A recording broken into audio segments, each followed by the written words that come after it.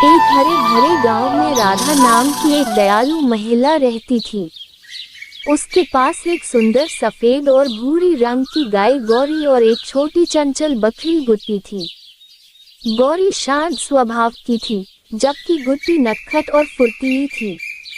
दोनों एक ही आंगन में रहती, एक साथ चारा खाती और एक साथ खेतों में घूमने जाती। धीरे धीरे वे सबसे अच्छी दोस्त बन गईं। गौरी अक्सर गुट्टी को अपनी बड़ी बहन की तरह संभालती और गुट्टी हर समय गौरी के आसपास मंडराती। अगर कोई उसे तंग करता तो वह सीधी गौरी के पास दौड़ती। दोनों का ये प्यार पूरे गांव में मशहूर था। एक दिन गौरी और गुट्टी खेतों में चल रही थी। सूरज चमक रहा था और मौसम बहुत सुहावना था। दोनों दोस्त मस्ती में खेल रही थी कि तभी पास के जंगल से एक भूखा भेड़िया गांव की ओर आ गया। भेड़िए की लालच भरी नजरें गुट्टी पर पड़ी। गुट्टी छोटी और नाजुक थी, इसलिए भेड़िए ने उसे अपना शिकार बनाने की ठान ली। गुट्टी डर के मारे कांपने लगी और तेजी से गौरी के पास भागी। गौरी दीदी, बचाओ, गुट्टी ने घबरा कर कहा। गौरी ने तुरंत स्थिति को समझा और भेड़िए को रोकने के लिए उसकी ओर घूरकर देखने लगी। वह अपने बड़े सींग ऊपर उठाकर जोर जोर से रम्भाने लगी। भेड़िया थोड़ा ठिठका, लेकिन फिर भी आगे बढ़ने की कोशिश करने लगा। गौरी की तेज आवाज सुनकर पास में खेतों में काम कर रहे गांव के कुछ लोग दौड़कर वहां आ गए। इतने सारे इंसानों को अपनी ओर आता देखकर भेड़िया डर गया और उल्टे पांव जंगल की ओर भाग निकला। गुट्टी ने राहत की सांस ली और खुशी से गौरी से लिपट गई। अगर तुम न होती तो मैं क्या करती। राधा भी वहां आ गई और गौरी को प्यार से सहलाते हुए बोली, सच्चे दोस्त वही होते हैं जो मुश्किल में साथ निभाएं। उस दिन के बाद गौरी और गुट्टी की दोस्ती पूरे गांव के लिए मिसाल बन गई। शिक्षा, उनकी दोस्ती ने ये सिखाया कि सच्चे दोस्त हर मुश्किल में एक दूसरे का साथ निभाते हैं, चाहे हालात कैसे भी हों। बच्चे की इंसानियत। गांव का नाम था सुखपुर। ये गांव हरे भरे खेतों, शांत वातावरण और भोले भाले लोगों के लिए प्रसिद्ध था। गांव में एक छोटा सा लड़का रहता था जिसका नाम मधु था। मधु सिर्फ 10 साल का था, लेकिन उसकी समझदारी और दयालुता उसे बाकी बच्चों से अलग बनाती थी। मधु गरीब परिवार से था। उसके पिता खेतों में मजदूरी करते थे और माँ घरों में काम करती थी। लेकिन गरीबी के बावजूद मधु के माता पिता ने उसे इंसानियत और नैतिकता का पाठ पढ़ाया था।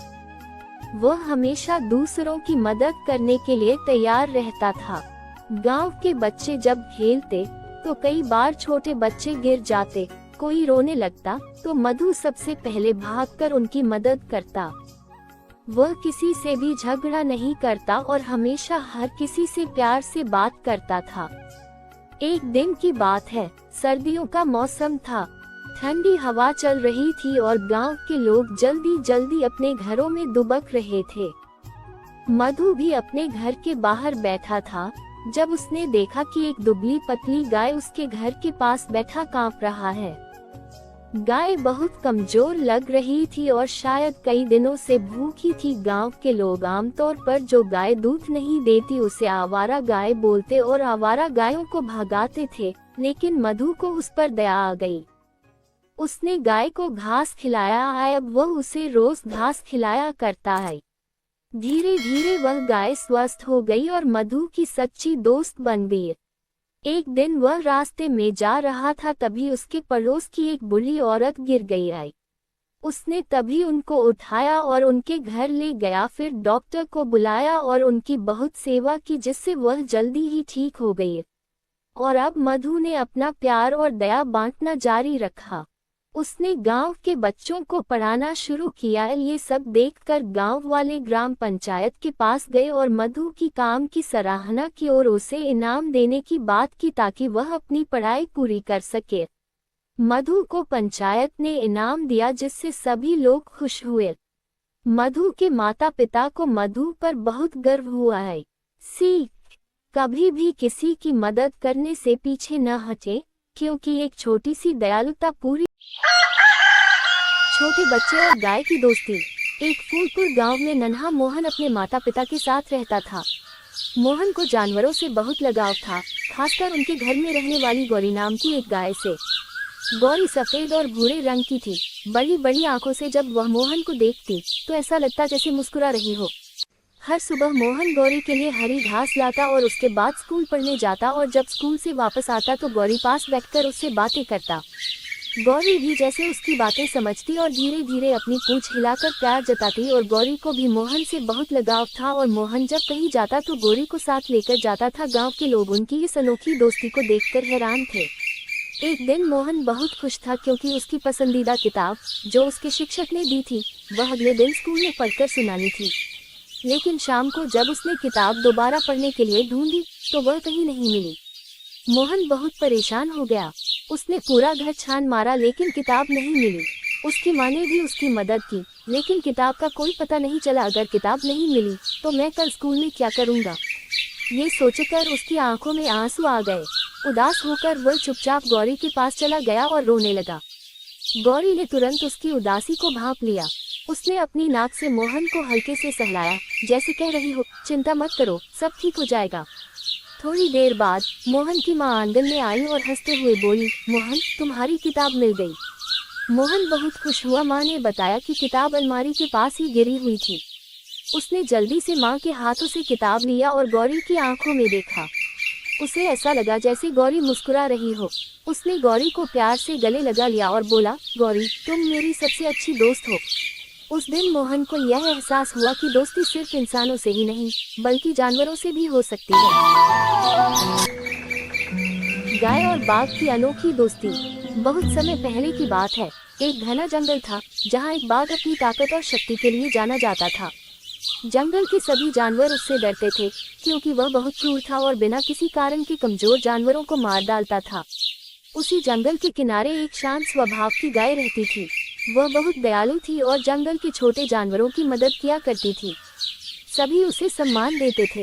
एक दिन बाघ बहुत भूखा था। उसे कई दिनों से शिकार नहीं मिला था। अचानक उसकी नज़र उस गाय पर पड़ी। वह गुर्राया और बोला, गाय, मैं बहुत भूखा हूँ और आज मैं तुम्हें खाकर अपनी भूख मिटाऊंगा। गाय ने शांत स्वर में कहा, बाघ महाराज, मैं आपकी भूख का आदर करती हूँ, लेकिन मैं अभी अपने बछड़े को दूध पिलाने जा रही हूँ। यदि आप मुझे जाने दें तो मैं वादा करती हूँ कि अपने बछड़े को दूध पिलाकर वापस आ जाऊंगी। तब आप जो चाहें कर सकते हैं। बाघ पहले तो हंसा, लेकिन फिर सोचने लगा, ये गाय झूठ बोल रही होगी, ये वापस नहीं आएगी। लेकिन गाय की आंखों में सच्चाई थी, इसलिए उसने उसे जाने दिया।